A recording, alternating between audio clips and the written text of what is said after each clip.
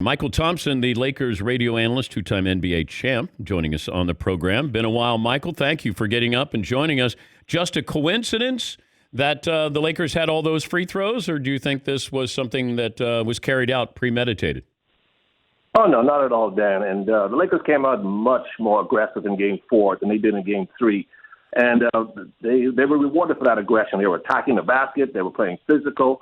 And that's the nature of the NBA. And guys who played and coached in this league for a long time should understand that. Sometimes the calls are going to go your way some games. Sometimes they're going to go against you. And that's just something you have to play through when you're not getting any calls. That's when you got to buckle down mentally, get more mentally tougher, and say, okay, we're not getting a call tonight. We got to find a way to win this game, as opposed to always looking at the referee and hoping to get bailed out. And that goes for the Lakers and the Nuggets. I don't know if it's just because of the number of games they played in a finite amount of time in the bubble, but this is the first time I can remember seeing LeBron where I'm seeing an older LeBron. He still can be brilliant, take over a game. He knows his role. There was a good deal of time last night where he sort of faded out and wasn't a factor here. Am I reading too much into this, Mychal? Though it has to catch up with him at some point, but it feels like he almost has to pick his spots a little more than he ever did before. Sure, he has to. He's 35 years of age, actually 19 years into his career, Dan, not 17, because you add in all the playoff games he's played. He's played 2 years of playoff basketball, so that's 2 extra years. So 19 years into his career at 35, and having to be the guy to carry a team, every team he's been on, that takes a large toll on your body. And sure, he has to pick his spots at 35 years of age, and there's nothing wrong with that. All the great players, Kobe, Michael Jordan, Kareem, they all had to do it at 35 to 40 years of age. So, and the good thing about LeBron is he's got the second best player in the game that he can depend on to carry the team, and Anthony Davis. So he doesn't have to carry it for 40 minutes like he had to in the past. Why can't AD do this every night?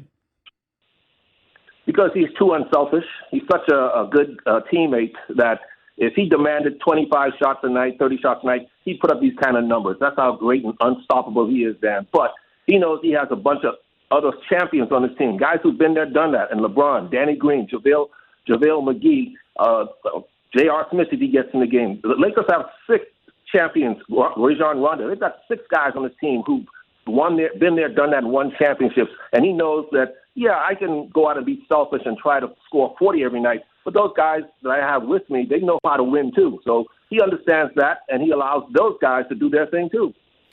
Why do we still marvel at playoff Rondo, or we seem surprised with playoff Rondo?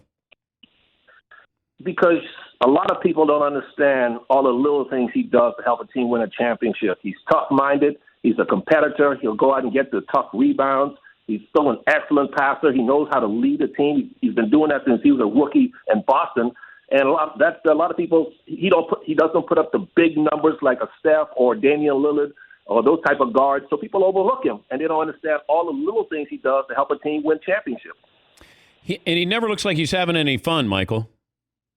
That's the intense look on it. Did Michael Jordan look like he was having fun, or Kobe when they were out there? That's the intensity that Rondo plays with, man. I love that about him. Who is the role player that has to play well for this team to win a title? Ooh, that's a great question, because the Lakers have so many good ones, from Alex Caruso to Dwight Howard to Kyle Kuzma.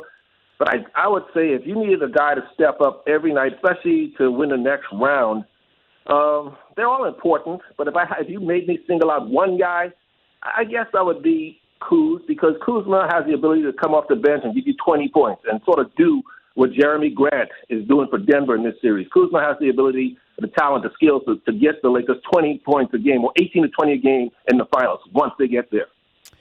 Let's move ahead. Let's just say the Miami Heat and the Lakers face off in the finals. Give me, handicap that matchup. What kind of headaches, problems will the Heat give the Lakers? Well, they're so well-balanced and so well-coached. They play tough defense. They spread the ball around. They're a lot like Denver. They move the ball well. They've got shooters all over the floor, especially now with the emergence of Tyler Hero. So they're a well-balanced team. They have a well-balanced attack. They don't depend on one guy to carry them every night. It could be Jimmy Butler one night, Dragic the next night. It could be Hero, the youngster showing up like this. Jay Crowder can knock down 3. So they're a very versatile team. That's the team the Lakers are going to play. And, of course, they're well coached in that Pat Riley style.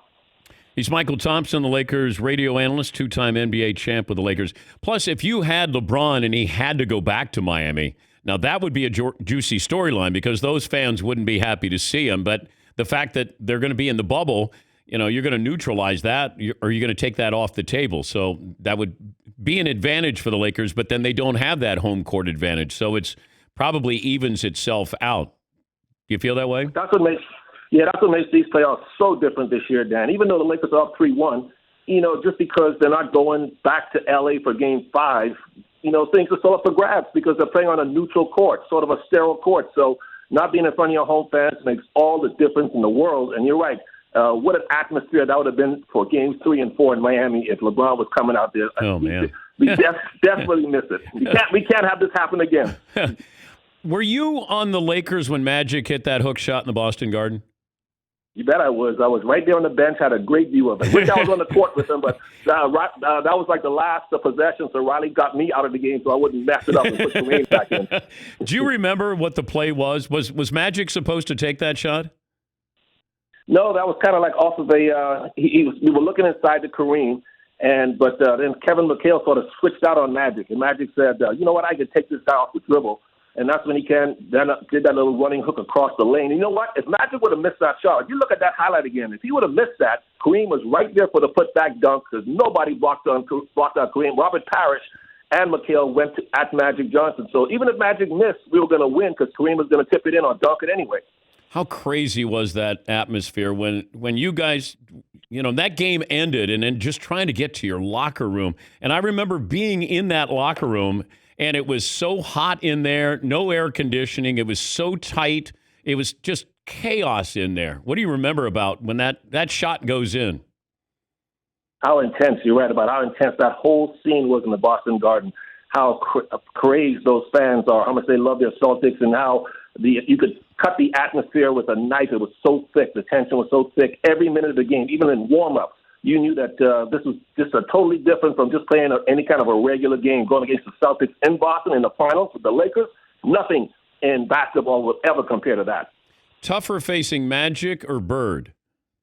Ooh, I'm going to go with Magic, of course. Because to me, hey, Bird is Bird, man. He's among the all-time greats, 10 greatest to ever play the game. The way he competed, he wasn't out there to be friends with anybody. He wasn't shaking anybody's hand before the game. He was like Bill Laimbeer with more talent and not as dirty. Did he talk trash to you? If he did, I would try not to listen. But he would. He would tell you, you shouldn't be on me. You can't guard me. Take this one with you and he knock a shot down on you. But I just tried to ignore it because there was nothing I could do about it anyway, so I didn't let it hurt my feelings. Do you think your son is the best shooter in NBA history? Of course I do. Of course, Dell thinks Steph is. Bradley Beal's father thinks that he is. Lillard's father thinks that he is. But yes, obviously Clay is in the conversation, and he should be. I know this one thing, and I told him this, and I told other people this on the record and on the air. I think the Warriors, when they had Kevin Durant, they had the three greatest shooters on the same team in history. I don't see how anybody could dispute that. Durant's a great shooter. You're wondering about that? Didn't you watch him play with the Warriors? Didn't you see all those great shots he was knocking down from everywhere? Yeah, he's a mid-range jumper. He's. Man, did you see that three he knocked down to clinch the finals against in LeBron's face? Yeah, I know. Believe me. See, you are in the East Coast, so you're up too late or whatever. But I watched every Warriors game with KD. That man. It's uncanny how well he can shoot. Mychal, I'll say it again. Mychal, I've been watching NBA games. I remember you in college, so I've watched a lot of basketball, and I think Kevin Durant is one of the top 5 shooters probably in the history of the game. I was just having a little bit of fun there. That's all. Okay, just making sure you understand. I don't know. That's why I don't know if we'll ever see a team like we saw the Warriors with 3 guys that got on the same team. I don't think we'll ever see that again. I think that Steph has done more for the game than Michael Jordan did for the game. Ooh, boy, that's huge to say that. I don't know. Obviously Steph has been the face of the league for years, but I don't know, man. Michael Jordan, arguably the greatest player ever, is either him or Kareem.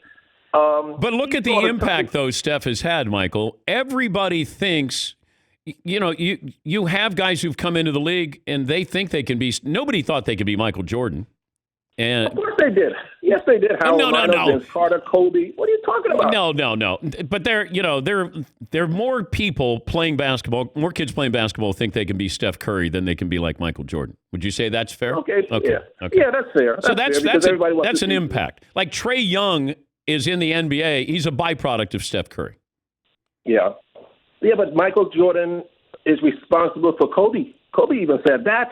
So how do you compare, say, guys like Trae Young wanted to be Steph when you have guys like Kobe and Dwayne Wade who wanted to be Michael? Yeah, but Dwayne Wade wasn't Michael. Kobe was pretty damn close to Michael. But there's only a couple of guys. There are more guys who have that ability to shoot deep because of Steph Curry. I just think his legacy will be he made it cool for littler, smaller players to think they could play in the NBA, that you didn't have to jump out of the gym. You didn't have to be exceptionally big. And I think that's Steph Curry's legacy on this sport. Oh, that's a great point. Yeah, because you're right. You look at Michael Jordan, and he was a physical specimen, 6'6", wiry, strong. You're right. Not every kid's going to be that way. But Steph, when he came into the league, he looked like he was one of the ball boys. And so that encourages other kids to say, if he can do it, I can do it. You're right about that. But imagine if he played against the Celtics back then in the 80s. Like, how much would they have or the Pistons, bad boy? Like, they would have roughed him up, right? Because you could Doesn't matter, Dan. Steph's a tough competitor. Just don't let his pretty boy looks and his handsome looks fool you. That man doesn't back down from anybody. And great players like Steph, they could play in any era. I don't care who he's playing against. What are you going to do? You can't stop the way he gets his shot off from that range. There's nothing to do with Steph. Yeah, but you could put your hand on him. You could be far more physical, so it'd be harder for him to get to his spot. No, you can't. See, you're not giving him credit the way he can dribble and get around guys. Steph's got some of the best ball handling skills you've ever seen. Him and Kyrie Irving, Isaiah Thomas, Tim Hardaway. Those guys, you can put your hands on them because of their ball handling abilities. They can get away from you. What if I have you and Clay versus Steph and Dell? People always ask me that question: who would win? The Currys would kill us because they don't miss. They don't miss. See, I would be such a hindrance to Clay because I can't shoot like Dell. Dell would go around me. He would knock down threes, and then as soon as the Thompsons miss, which I would do, then the Currys would take over. If it's hit it, take it. Then they would win us like if they were going to 11-1, they'd win us 9-2, and Clay would make the 2 shots. But if at your peak, in your prime, and Dell in his prime, how would you guys do? Then going to 11-1, it would be 11-6 because I would miss, and Clay would be mad at me and wouldn't speak to me for weeks because I blew the game because I couldn't keep up with Dell. The Currys would beat us. I'm not so. I have a big ego, but I admit I'm humble enough to admit the Currys would win. Oh, it's great to catch up with you, Mychal. As always, we appreciate your time. Thanks for joining us. Yeah, anytime, Dan. Always good to talk to you. You never turn down Dan the man. Thank you, Mychal. Mychal Thompson, Lakers radio analyst, 2-time NBA champ.